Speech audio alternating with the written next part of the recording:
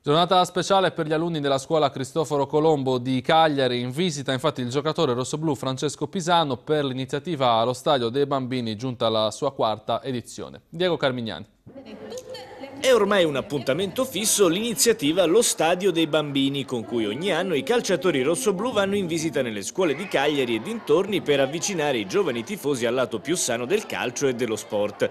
È toccata al terzino Francesco Pisano, cagliaritano doc, la prima uscita stagionale nella palestra della scuola Cristoforo Colombo di Via del Sole, dopo che 100 ragazzi dell'istituto avevano assistito al match contro il Genoa di domenica scorsa. Un mare di autografi e fotoricordo per il numero 14, sommerso dalle domande, alcune imbarazzanti, altre molto tecniche, poste dai giornalisti in erba. No, più o meno sono sempre le solite, quelle che comunque incuriosiscono i ragazzi, però non ce n'è una in particolare che, anzi è stata anche qualcuna molto interessante. Tipo la concorrenza con Balzano, oppure se a fase difensiva con il mister Zeman è più difficile. Anch'io ero come loro, ero curioso, sicuramente più timido, però vi ricordo che quando vedevo un calciatore mi emozionavo tantissimo. Mi sento anche come, diciamo, un punto di riferimento per questi ragazzi che magari vogliono intraprendere questa carriera qua.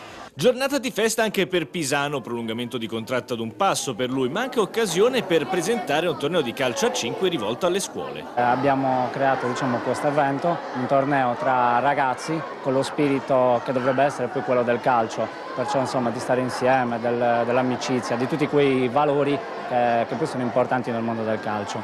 Con appunto la finalissima al Santeria in occasione di Cagliari-Parma.